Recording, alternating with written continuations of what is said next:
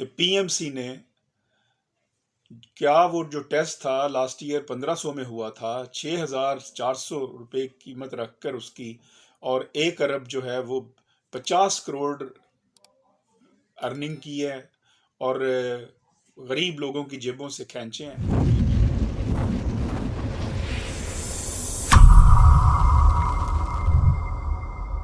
Human rights میں ہوں آپ کا ہوسٹ اشتیاق چودھری. ناظرین، ہیومن رائٹس میں آج بات کریں گے آئین پاکستان کے ایک اہم آرٹیکل 3 کے بارے میں، جو استحصال کی تمام شکلوں کے خاتمے کی بات کرتا ہے. آرٹیکل 3 ملاحظہ فرمائیے، میں پڑھے دیتا ہوں آپ کے فیسیلٹی کے لیے.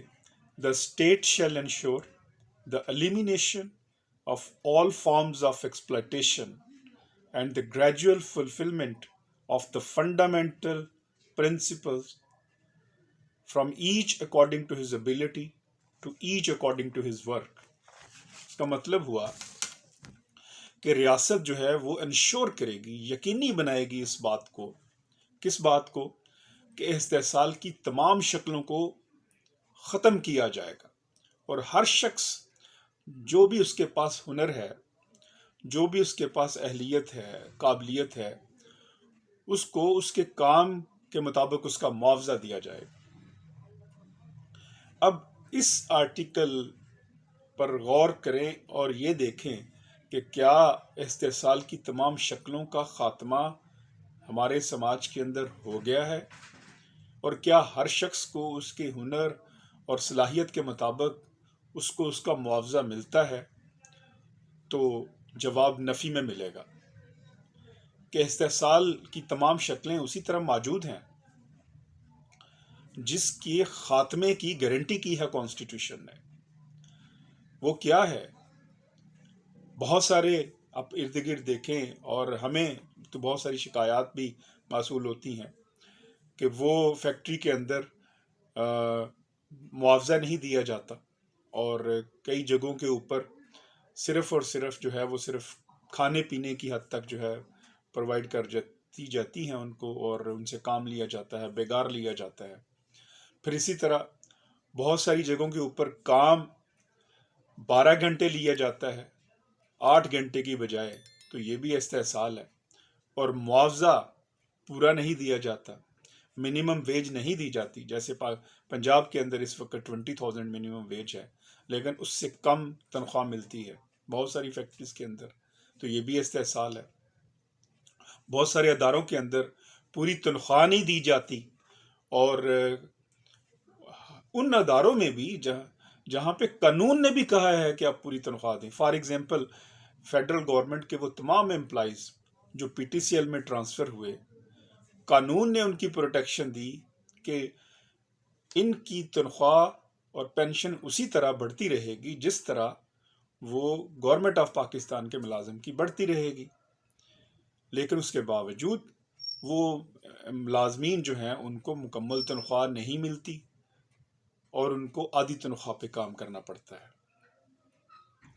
اور اسی ادارے کے اندر جب ایک شخص یا 2 شخص کروڑ روپے سے زیادہ تنخواہ وصول کریں، اور اسی ادارے میں وہ شخص جس کو قانون نے حق دیا ہے کہ وہ مکمل تنخواہ وصول کرے اور اسے نہ دی جائے، تو اس سے بڑا استحصال اور کیا ہوگا. تو لہٰذا اسی طرح ہم استحصال کی ایک شکل یہ بھی ہے کہ جہاں پہ ہماری بہنیں، ہماری مائیں، ہماری بیٹیاں کام کرتی ہیں فیکٹری کے اندر یا اداروں کے اندر، وہاں پہ اگر ان کو جو ہے وہ ہیرسمنٹ کاز کی جائے تو یہ بھی ایک استحصال ہے، اور ان کو جو ہے وہ کام کرنے کے وہ پورے مواقع نہ دیے جائیں تو یہ بھی ایک استحصال ہے. پھر ہمارے ہاں اگر جو تعلیم ہے، بنیادی حق ہے، فنڈامنٹل رائٹ ہے، وہ بھی آرٹیکل 25A میں وہ اگر نہ دی جائے تو یہ تعلیمی استحصال ہے. اور اسی طرح اگر جو ادارے ہیں، تعلیمی ادارے جو ہیں، وہ اگر مہنگی تعلیم دیں، اگر وہ تعلیم نہ دے سکیں تو یہ بھی استحصال ہے.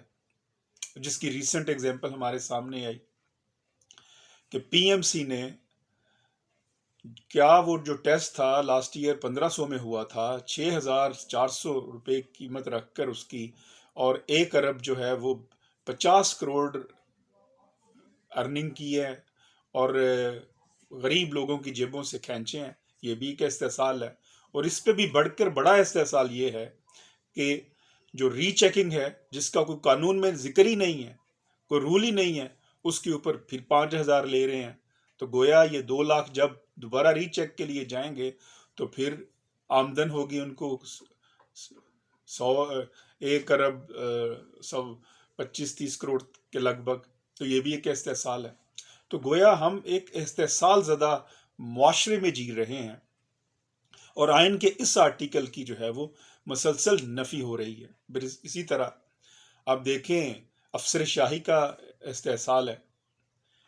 آپ کسی ڈپارٹمنٹ میں چلے جائیں، کسی پولیس اسٹیشن چلے جائیں، کسی آپ کمشنر سیکٹری کے آپ آفس میں چلے جائیں، آپ کو اجازت ہی نہیں ہے کہ آپ ان سے ڈائریکٹ میٹ کر سکیں، اور وہ کوئی کام ہمیں ہوتا دکھائی نہیں دیتا جب تک اس افسر شاہی کا اس میں ذاتی طور پر جو ہے وہ دلچسپی شامل نہ ہو. ہم نے دیکھا کہ کس طرح اربوں روپے اس افسر شاہی نے جو ہے وہ تنخواہیں سرکاری الگ لیتے رہے ہیں، اور جو کمپنیاں بنی تھی وہاں سے 25-25 لاکھ وصول کرتے رہے ہیں. تو یہ بھی ایک استحصال ہے. اور ہمارے ہاں جو حکمران طبقہ ہے، اشرافیہ کا طبقہ ہے، وہ بھی استحصال کر رہا ہے، اور وہ تو 74 ایئر سے 74 برسوں سے استحصال کر رہا ہے. ریاست کے وسائل کو لوٹتا ہے، ریاست کے وسائل پر قابض ہے، اور اس کے باعث سیاست پر بھی قابض ہے، اور غریب آدمی جو ہے وہ اس کا استحصال ہر روز استحصال ہو رہا ہے. مہنگائی سے اسے استحصال ہو رہا ہے. اس کو جینے کے لیے اس کا حق نہیں دیا جا رہا، جو اس کی زندگی ہے کہ وہ اپنی سانس کو برقرار رکھ سکے. اس کو کوئی جینے کے لیے کچھ نہیں ہے اس کے پاس. تو یہ اس کا استحصال ہے کہ اس کو حقیقی معنوں میں کوئی سوشل ڈیموکریسی ہے نہیں ہے، عوام کی جمہوریت ہے نہیں ہے. وہ لوگ جنہوں نے ریاست کے وسائل کے اوپر قابض ہیں، وہ اپنی سیاست کے ذریعے اسمبلی اور پارلیمنٹ میں بیٹھے ہیں، جس میں جاگیردار اور آپ کے سردار شامل ہیں. وہاں پہ ورکنگ کلاس سوچ بھی نہیں سکتی کہ وہ ہے، اور یہ بھی ایک استحصال ہے. پھر ہمارے ہاں مذہبی طبقے کا بھی استحصال ہے. اس ملا کا استحصال ہے جس نے سوچ کو جامد کر دیا. اس ملا نے سب سے بڑا استحصال کیا، اور شاید اسی وجہ تھی جب علامہ اقبال نے کہا کہ دین کافر فکر و تدبیر و جہاد، دین ملا فی سبیل اللہ فساد. اور گلا تو گونٹ دیا اہل مدرسہ نے تیرا، کہاں سے آئے صدا لا الہ الا اللہ. ہمارے ملا نے جب ظالم کا جو ظلم و جبر ہے وہ غریب آدمی پہ جو اس نے ڈھایا ظالم نے، تو اس کو یہ کہہ دیا کہ یہ رب کی منشا ہے. ایک شخص کے پاس روٹی نہیں ہے، وہ بھوک سے مر رہا ہے، اور دوسرا شخص جو ہے وہ جاہ و منصب میں زندگی بسر کر رہا ہے، تو اس کو بھی منسوب کر دیا رب کی طرف. ایک شخص کے پاس تن پہ کپڑے نہیں ہیں اور چھینے ہوئے ہیں اس ظالم نے، اور اس کو کہہ دیا کہ یہ رب کی تقسیم ہے. بھئی یہ رب کی تقسیم نہیں ہے. باری تعالیٰ تو انسانوں کے لوگوں کے درمیان میں رہتا ہے. وہ تو اس شہرک کے قریب ہے. جب وہ درمیان میں رہتا ہے تو وہ سب کا ہے. اس کی یہ تقسیم نہیں ہے جو تم نے یہ بنا رکھی ہے. اس نے تو سب میں ایک جیسی تقسیم کی تھی. اس کی زمین تو سب کے لیے ہے. اب کوئی بزور طاقت اس زمین پر قابض ہو گیا اور غریب کو نکال دیا اس زمین سے، اور اس پہ تو نے یہ کہہ دیا کہ یہ امیر آدمی کی قسمت میں لکھا ہے. تو یہ اس نے استحصال کیا. غریب لوگوں کو تن کے لیے کپڑے نہیں ہیں، تو یہ اس کا استحصال ہے.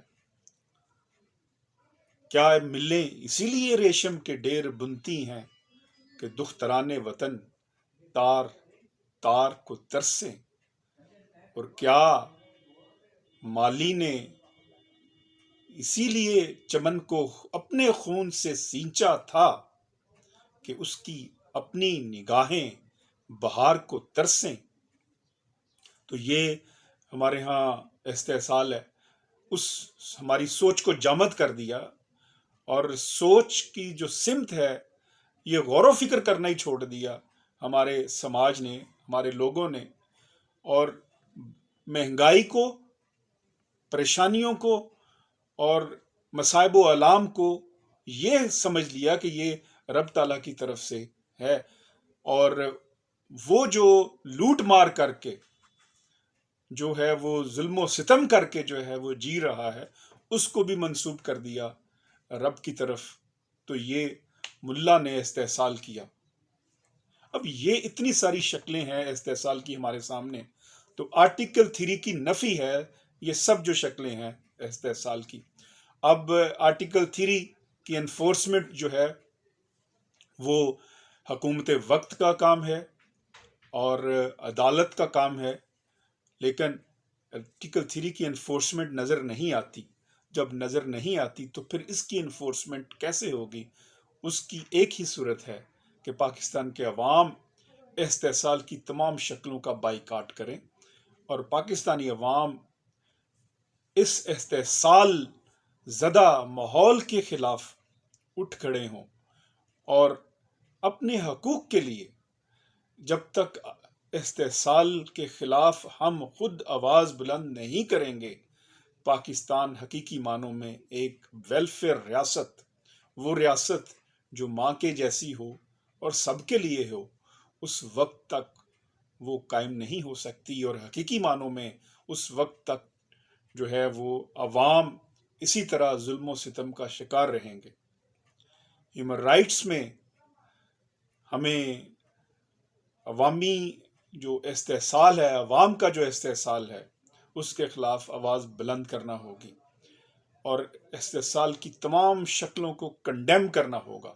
صرف اسی صورت میں ہم پاکستان میں حقیقی معنوں میں ایک آئیڈیل ریاست جو ہے، ایک آئیڈیل ریاست، وہ جہاں پہ جو ہے وہ امیر غریب کے درمیان جو ہے اس طرح کی طوافت نہ ہو کہ اکنامک ڈسپیرٹی اس سطح کی ہو جائے کہ جس میں غریب کا جینا محال ہو جائے۔ اللہ رب العزت پاکستان کی حفاظت فرمائے، اور ہمیں استحصال کی تمام شکلوں کے خلاف آواز بلند کرنے کی توفیق عطا فرمائے۔ ہیومن رائٹس میں مجھے اجازت دیجیے گا، جانے سے پہلے ہیومن رائٹس پی کے ضرور سبسکرائب کریں، کیونکہ یہ آپ کی آواز ہے، یہ استحصال کے خلاف آپ کی آواز ہے۔ اللہ نگہبان۔